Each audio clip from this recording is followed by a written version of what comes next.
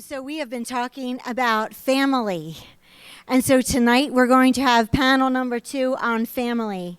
But before we bring our panel up, I just wanted to just really encourage us. The first 4 words in the word healthy spell what? Heal.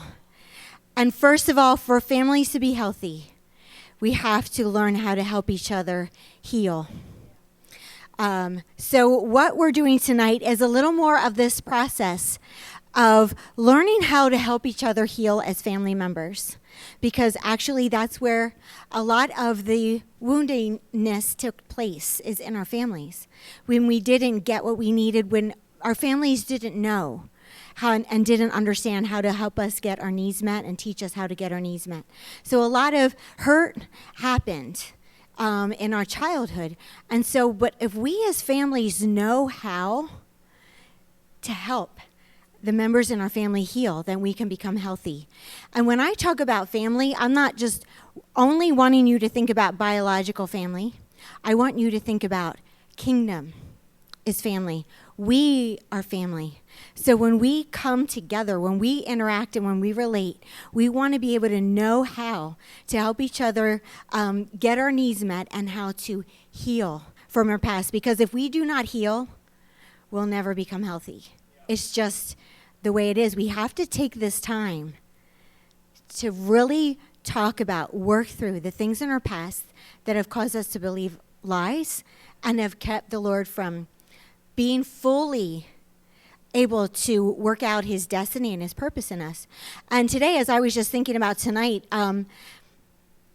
in my family, I just want to give you a little bit of an example. In my family, there wasn't many mean words spoken, but there weren't actually many words spoken at all. Like, there wasn't a lot of negative words, but there also wasn't a lot of positive words. So in my life, that left a gap. I didn't know who I was. I didn't know what my family thought about me, and I made up my own story, and it was a terrible story. If somebody would have treated me the way I thought I was being treated, they would be an abuser. Like, I developed my own story.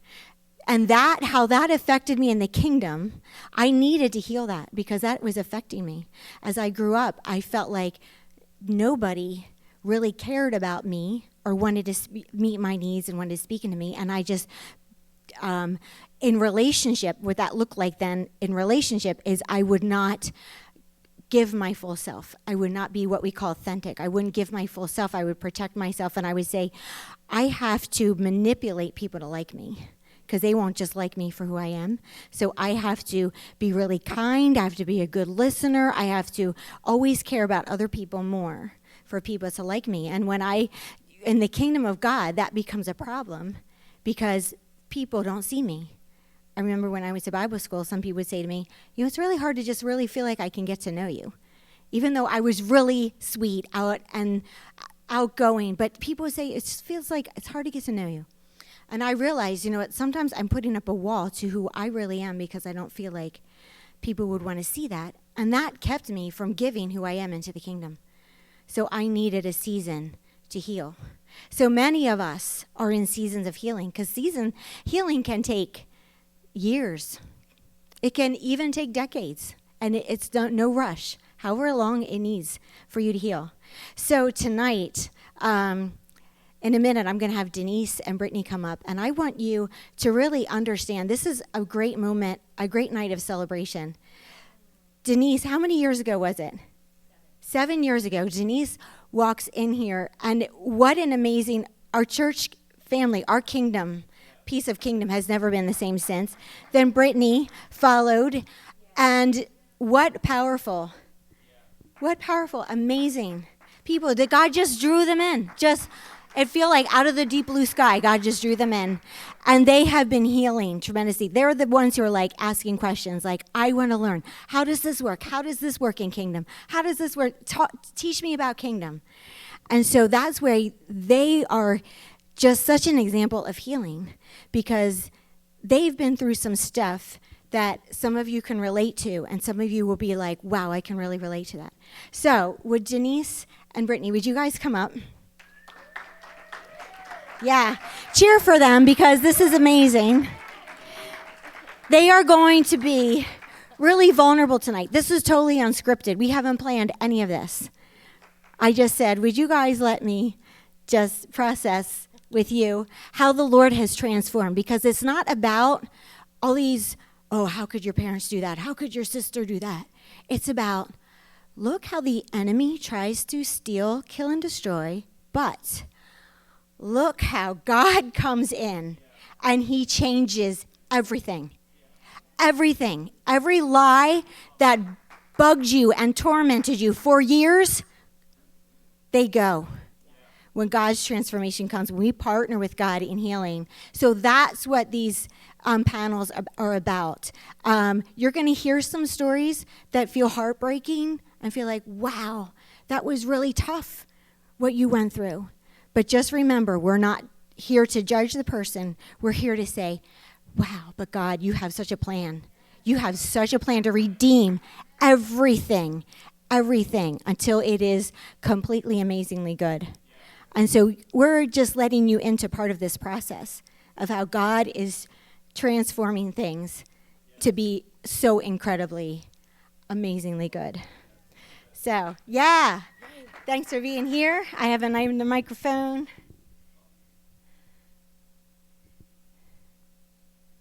Okay, that is for you. I feel tall. I don't usually feel tall.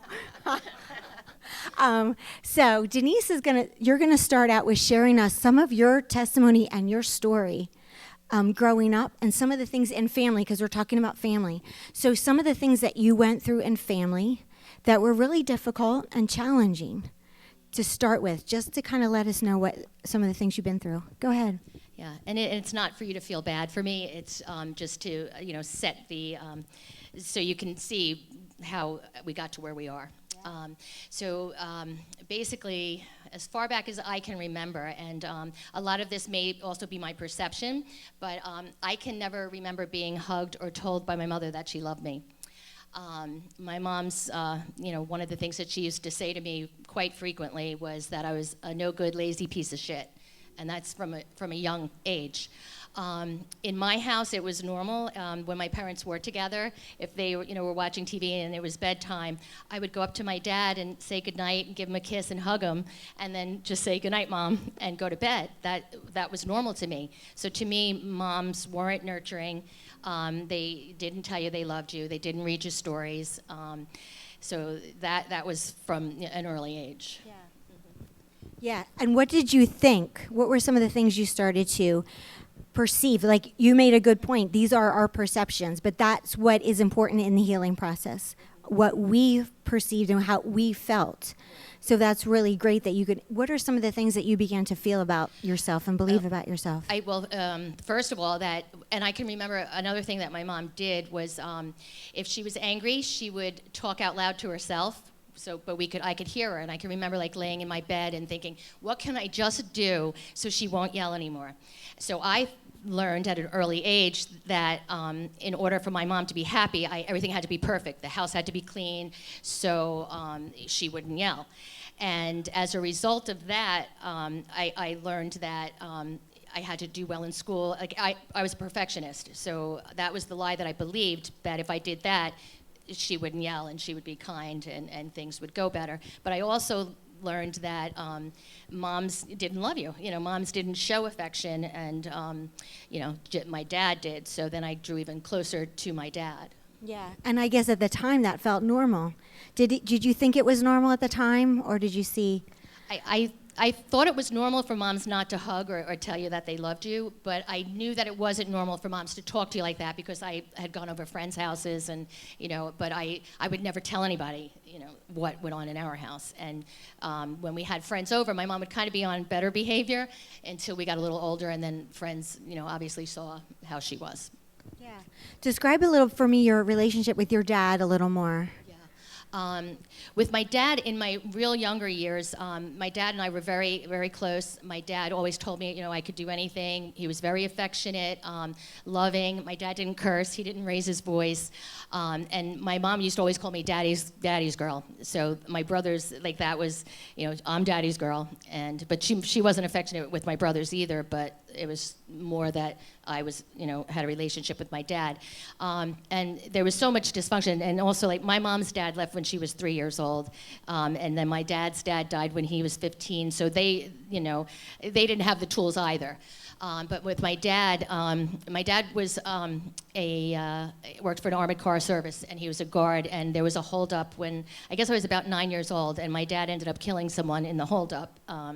After that, my dad started to drink. So then our relationship, my dad wouldn't come home as much. Then he started cheating on my mom. So then our relationship started, I didn't feel protected anymore. I didn't feel, that my dad was there for me like he was when I was real young.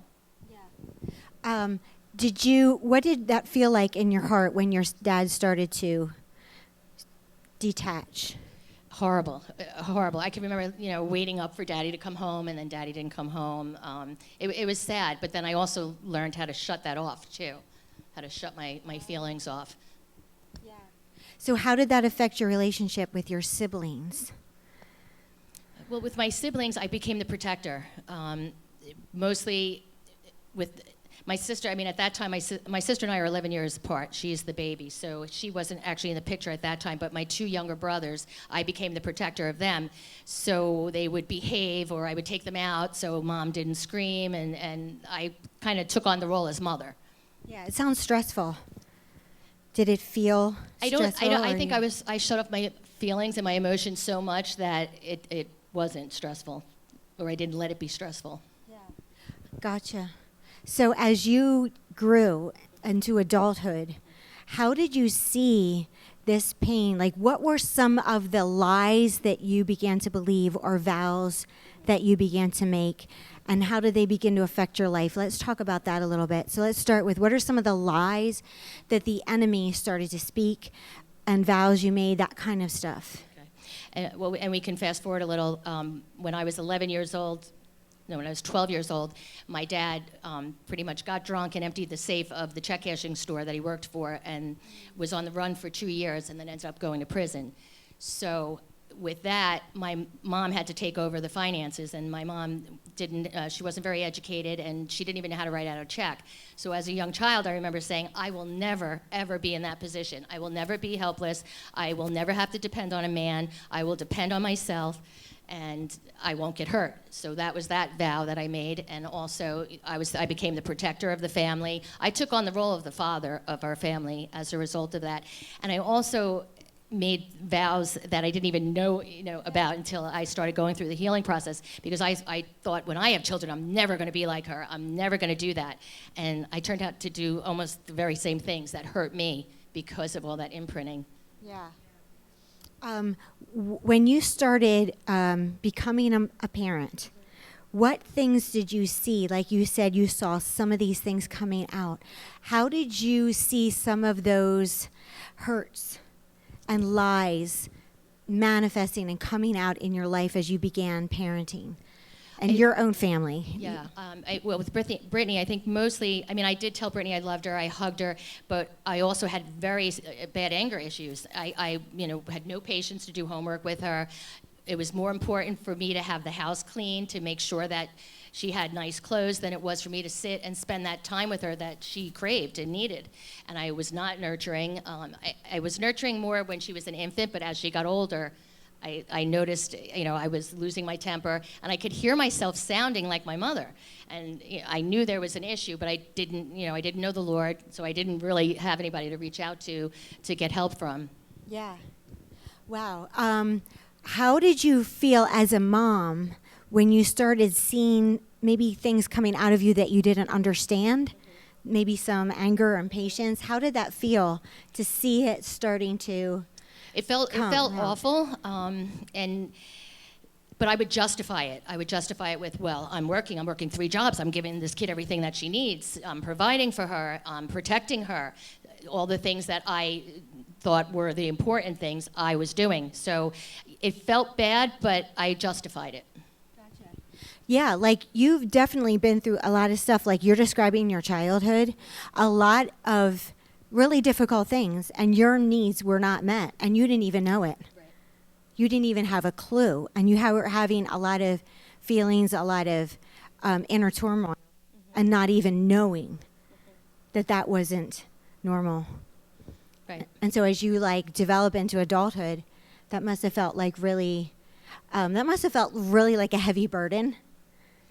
To carry all that. And then I turned to work. So that's, it was so important for me to succeed in work, to climb that corporate ladder, to provide for Brittany. So that's what I did. And there were times when I can remember Brittany wanting to cuddle with me, and I told her, no, I can't right now, I'm busy. And to me, at the time, it was more important to do what I was doing than to cuddle with her. Now, if I had it to do again, obviously, I know how important it is, and I would love to cuddle with my daughter. But at that time, I just didn't have a grid for it. Yeah, we didn't. Yeah, if we're not imprinted, like they say, if you don't intentionally learn new tools, you will do again what you were taught. Yeah. It's like we'll just do again what we were taught unless we stop and intentionally learn new tools. Yeah, absolutely. And I mean, now, if I hear the F word, I cringe, but every other word out of my mouth was a curse. And the thing that I hated the most about my mom, and I ended up doing. What did your relationship with your mom feel like? Maybe when you were growing up? Non-existent, basically. I did what I needed to. I pretty much took over the household, though, when my dad went to jail. So I took on the siblings. Then my mom would started her own, basically going out. So I ran the house. I paid the mortgage. I took care of the kids, Wow. At that time. And then when I moved out, the youngest was 11 years old at that point. Yeah. Wow, that's a lot. Okay, would it be okay if we talk to Brittany for a little bit? Sure. Okay, so pass the mic to Brittany. Brittany? Hi. So let's hear from you, your perception of childhood, growing up, mom, dad, family life. Okay, so I don't have much of a memory of my parents being together. Most of my memory of them is separate. My mom packed us up when I was, I guess, 3, and moved away from my dad, and then he ended up moving to Ohio permanently when I think I was 11. So I'll start, I guess, there since I went there. So for my dad, I had believed a lot of lies that I wasn't important and I wasn't valued. And when, I don't remember how old, but at one point too, he actually emancipated me. And so just that was a lie that I partnered with, that I'm not valuable, that if my own dad doesn't want to stay, then why would anyone else want to stay?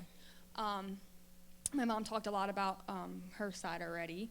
So, yeah, there was not that relationship of, like, closeness and together. It was my mom.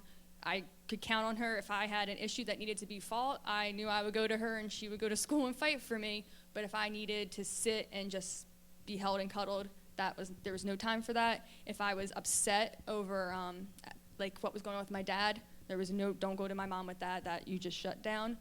So feelings, there was no time for feelings. So I learned, just like she said, to shut off my own feelings too, and just didn't have them for a while. Can you speak a little bit more about your relationship with your father? Yes.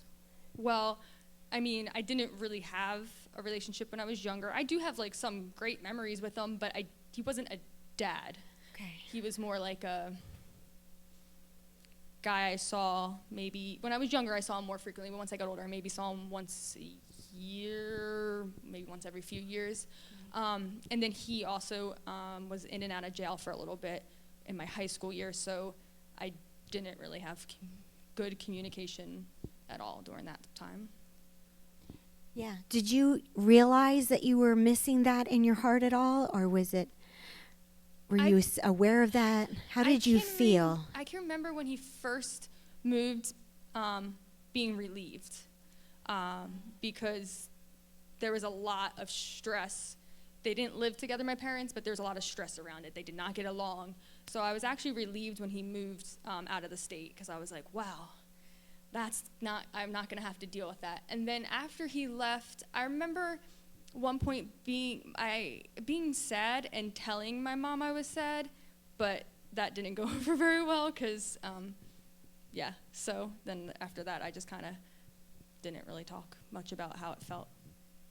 Okay, great. How did you feel? We talked a little bit about how being an only child, not having people, like not having siblings on your level to talk to or play with.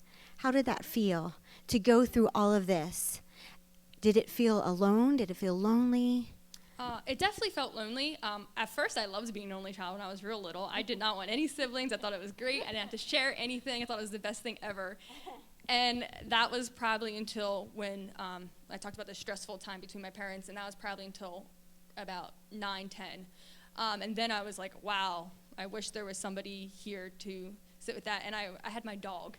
And my dog, I would sit and cuddle in bed with her, because I just was like, I need something. So it was definitely lonely, and I definitely didn't feel comfortable talking to my friends about the stuff that was going on, because I knew it was not normal. I was embarrassed, definitely embarrassed of a lot of what was going on with more like my dad's side. So like I didn't tell anyone. Nobody in high school knew what was going on with my dad. He just lived in a different state. I gave them the picture I wanted them to know about my dad and did not talk about the details. Wow, okay. Wow, so how would you describe your self-esteem when you were a teenager? So my self-esteem was kind of stinky. I also did really well in school, so I threw myself into making sure my grades were good, because that's how I got attention. I got attention from getting good grades. Both parents praised my good grades. No matter what, I could get my dad to call, and he would brag to his family about my grades. My mom would brag to her family about my grades, so I lived through my grades. Same thing like through college grades. That was where my whole identity was. If I got a bad grade, forget it. Like if I thought I was going to get a bad grade, you didn't want to talk to me. I was already crying before I even got my test score. So that was my whole identity. Everything was in school.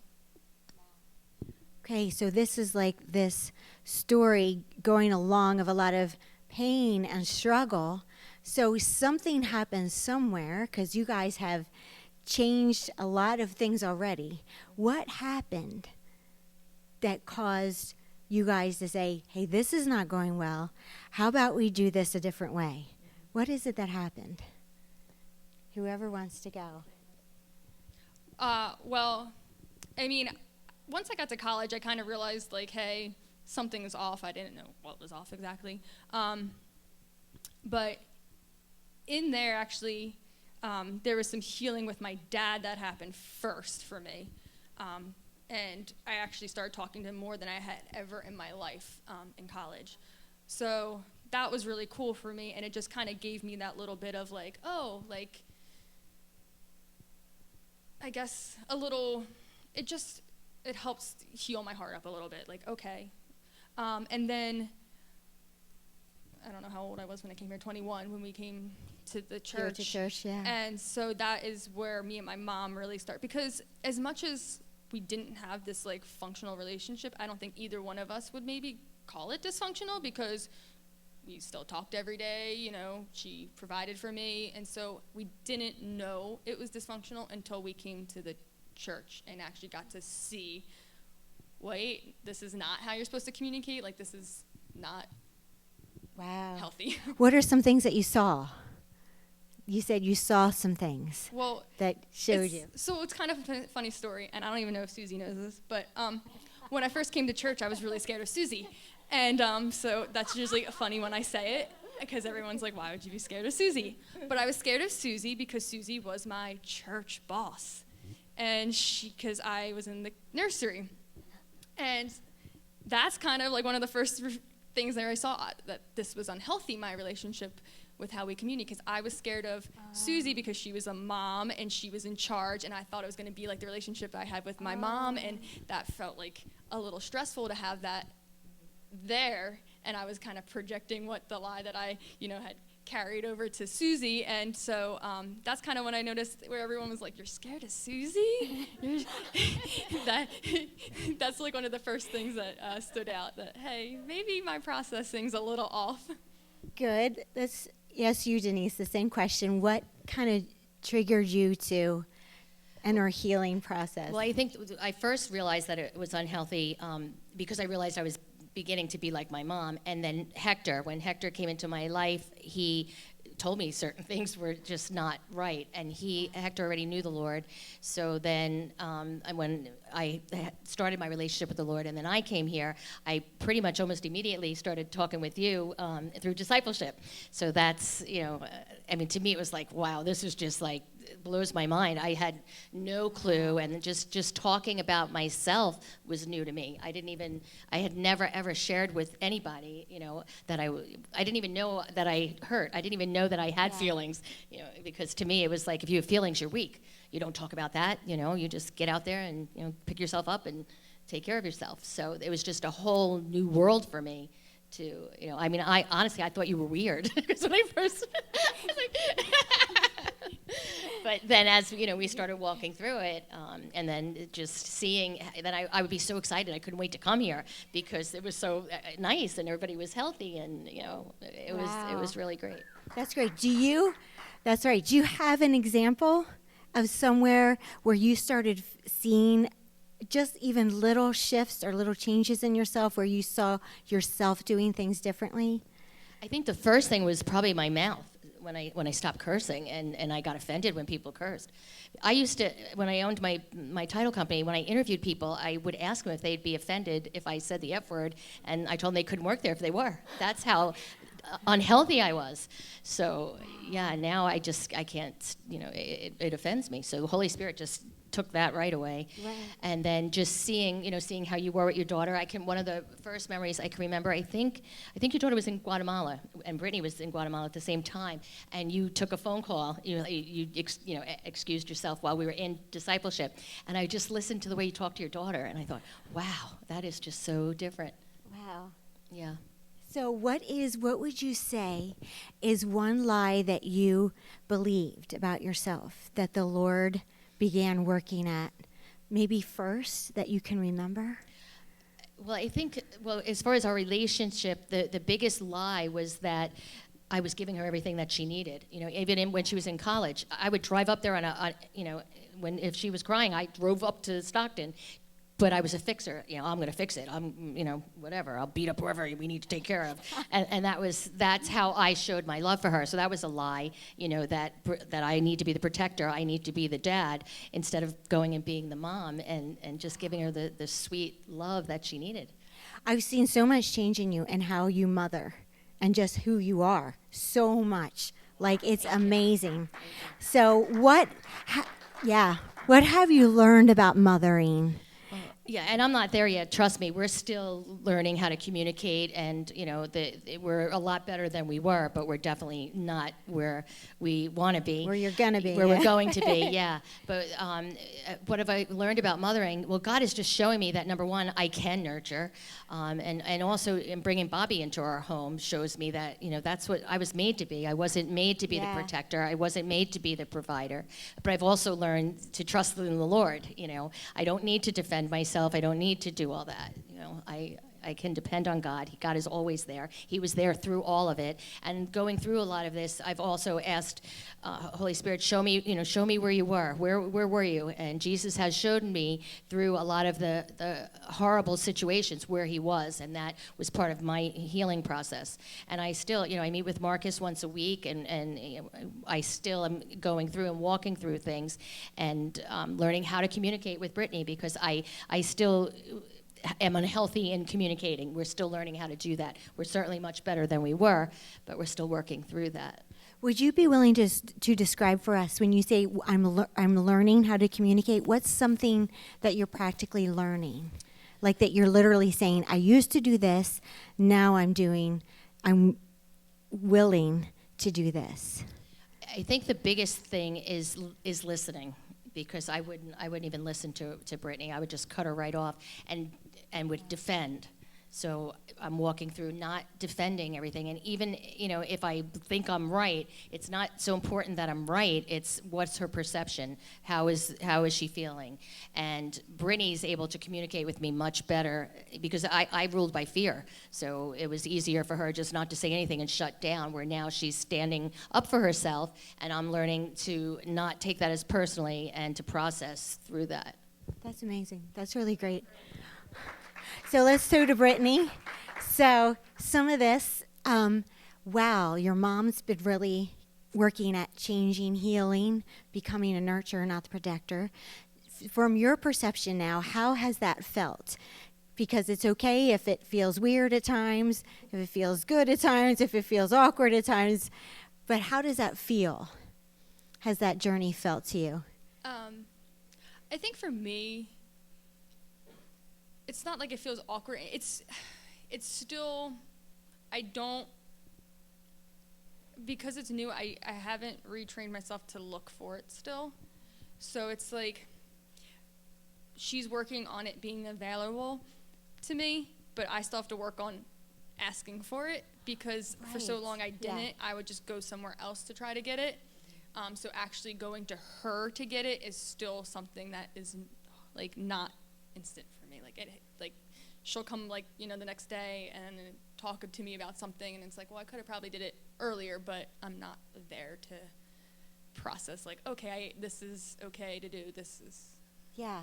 So as this change began to happen, did it sometimes feel like, did it always feel good and welcoming? Did you sometimes feel like resistant to it, to the change in relationship with your mom? I think I definitely felt resistant to it at first, because I partnered with the lie that, well, how long is this going to last, kind of a mentality. So I think for first, I was a little skeptical, okay, well, is it real?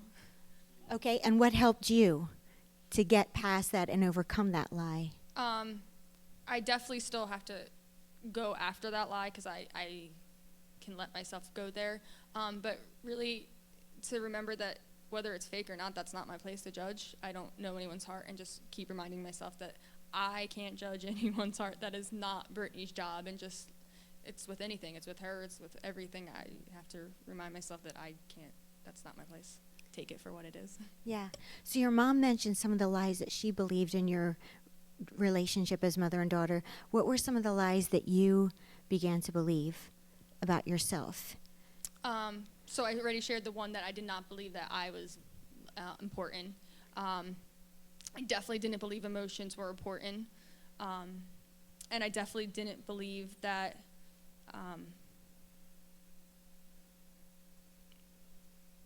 not that, I don't want to say that relationships were important, because I've actually always valued relationships. With my friends, I will fight for them. I will hold on to them. But relationships definitely had a purpose. I valued them, but we had to have that, we had to be going somewhere, just to talk to someone. I didn't believe there was any, I got a lot of the task oriented, stuff like that. If you're not going after something, producing something, Okay. if I didn't have time for those relationships. And the same thing with school. I that identity, that the only identity I had, I knew, was getting the grades. So production gave you value. What was it in your life that prompted you to say, I want to change, I want to do this hard work of healing? What prompted you to make that choice? I guess I feel like it's a hard question to answer, because the first thing that actually prompted me to want to make a choice just for Jesus in general, which is what ultimately led to this, was my papi dying, which kind of sounds weird to think about, but that's what prompted me, because I realized I have no faith in anything, so there's something wrong. So that led me to meeting Jesus, getting saved. And then being here, what led me to want to heal is seeing my dysfunctions, because I didn't feel dysfunctional out in the world. I had great grades, I had a scholarship, I was doing all these things that I felt was successful. Yeah, and therefore I was I'm fine. I'm Wow. doing better than everyone else. Yeah. So, is there an example or a situation, something that happened, like an interaction here at church, or something that kind of triggered you to feel like, wow, I really want to go after this? That you I can- think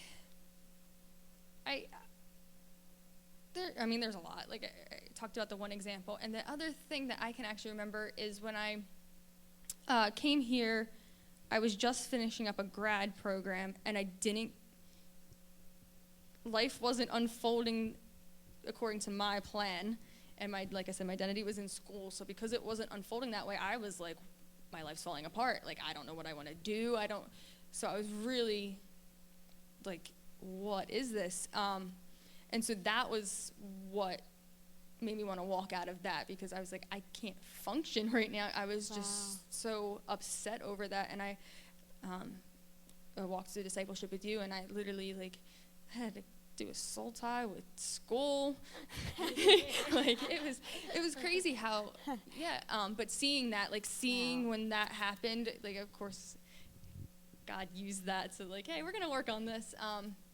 But that was the one thing for that. And as far as value, I mean, I think everyone wants to feel valued. So just knowing that that's like an option to feel like, because I didn't have the words to know what was happening. Like I knew I didn't have like this, I wasn't a super confident person, but I didn't know I wouldn't have said, oh, I don't feel like I have value. Like, right, you wouldn't have known right. to say that. So just being here in general and walking through the discipleship process and learning those things, I was like, oh, and then of course I want to feel valued. Of course I want to know how God sees me, and that's something I'm still walking through, getting to my value in what God says alone. But, Yeah, you've done amazing work on your identity. What are some of the things you do to build that healthy value in Christ, like that healthy identity? What are the things you're doing, have done, are doing? Well, I've done a lot. So step one was I walked through discipleship, broke soul ties that I needed to break, just kind of starting fresh that way. So the other thing is I took time away from school. I didn't go rush into another program. I wanted to, of course, right after. I was like, I want my master's, I need this, I need that. Took a break. I was like, no, I need to work on Brittany. And really just stopped that for a while. And so walked through that. Then I had to learn that you get a lot of your identity through your dad.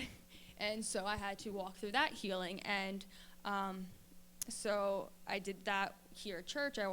Pastor Marcus helped me a lot. There was also a series that I did recently called the Father Series, walked through that and really kind of learns, I always wanted somebody bigger than me to feel safe and protected, and just really walked through a lot of awesome things with that. So that was another thing I did. Reading the Bible and putting my name in. I've talked about before, and that's another thing. Like, there's so much good stuff in the Bible. Psalm 139, go read it. Learn all about what God thinks about you. Great. So reading that over myself, just also trying when I feel off to talk about it, not just shut it down. Okay, this is how I'm feeling. I don't feel valued right now. And bringing it up and letting somebody speak truth into it. Yeah, you've worked incredibly hard. Let me ask that same question to you, Denise. What are things that you are doing in your life to build this sense of identity, family, connection? What are things you're doing right now? Well, number one, is reading the Word. Definitely reading the Word, and also journaling. I sit with the Holy Spirit, and it's like even for tonight when I was thinking about certain things, because I had shut my heart off for so long, that I go back to and ask Holy Spirit, show me when I first believed this lie, what happened. And sometimes I have to go back to the same lie or the same situation over and over, or forgiving is huge for me. I need to go back and forgive, and sometimes over and over as well. I meet with Marcus once a week, and he helps walk me through things that I'm struggling with. with. But the biggest, I think, is just being vulnerable and saying, you know, I'm struggling with this, I need help. And in order to function in this family, I have to get healthy so I can go and help, you know, build the kingdom. Yeah. So it's just so valuable to have godly people around you, be able to share with them, even when it's, you know, something that, you know, the shame, the guilt, and all the lies come in. You just have to be vulnerable and say, look, I'm struggling with this, or when I fail going and cleaning up, you know, the mess. And that's what I'm, you know, walking through with Brittany. I mean, obviously, it really hurts when you know that you've hurt your child, and that was never my intent. And there's so many things that, when Brittany will be vulnerable, sometimes I'll shut down because I take them so personally. So that's something that I'm still walking through, because that's part of the healing process. Yes. I have to be able to hear some really painful things. That's really actually amazing. Denise, you lived so much of your life without love, without connection, without the true meaning of family. In your words, what does it feel like to have family now? It's wonderful. I'm still learning how to accept it. And one of the struggles for me is mainly relationships with women, because I didn't value women. You know, to having friends, girlfriends, doing things that girlfriends do. I'm just learning that's like, I don't even have a grid for it yet. So I'm walking through that now, and just, you know, finding out what lie do I believe that says that, you know, it's almost like I shut that off for so long that I'm still learning how to do that. So that's, you know, something that I see here, and I'm learning how to do that, how to have friends. I love that you said it's taken me a while, but I love how you have a kindness in your voice towards yourself. It does. It takes a while. And actually, most people, and especially Christians, are known for this. We just want to look good and put up a mask and look good and do it good, and we still got all this stuff hurting inside of us.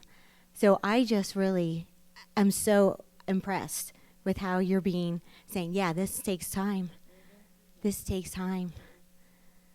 But it's amazing. It's absolutely amazing.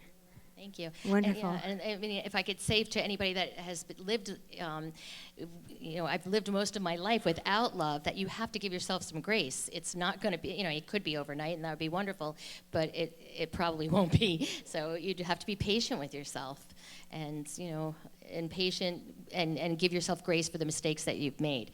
If I let the enemy get in and, you know, you're a horrible mother, look what you did to your daughter, then we're not going to grow, we're not going to get healthy. So, and that's an everyday battle. Yeah, because we serve a God who's going to redeem every one of these. That's right. Every single year that the locusts have eaten, restored 100-fold. It's going to be amazing. All right, Brittany, if you could answer the same question. You've lived a lot of your life shut down, not in real true connection, not your needs not being met, starved inside emotionally. How does it feel to have family? Oh, I love it. I definitely love it. It definitely took a while for me to love it. At first, I wanted no part of it because it was scary, because it was like, well, they're just going to leave me and they're just going to abandon me. That was the lie that I ran through my head that I partnered with. And so I'm definitely excited that lie is, you know, definitely has come down a long way. Every so often it wants to come up, and it's annoying. But doesn't come up anywhere near as often as it is. It's awesome, and I absolutely love it. I love to hear you. Yes, you can applaud for her. I love to hear you talk about your family. Would you do that? Talk about you and your family. Me and my family here. Yeah, I love it too, because I have grandmas and I have grandpas and I have moms and dads and I have brothers and sisters finally, and that's like really exciting to me. And especially because when I first got here, I blocked out that there were brothers and sisters because I couldn't see them in my hurt eyes, and so it's just really fun. Yeah, I love it. This is Kingdom Family, and since we're also talking about family as in that God's given us biologically, Brittany, is there one thing you would just like to tell your mom right now? Well, vulnerably in front of all of us. Okay. I would like to tell my mom that I don't when I talk about the past, it's not to bring it up. That's forgiving. It's just so we can learn from it and move forward. And I totally forgive you. I don't ever think that you were a bad mom, no matter what. And I just love you. And when I bring up hurts, it's just so we can grow further and not dwell on them. Wow. And Denise, Mama Bear, is there something you would like to tell Brittany? I love you.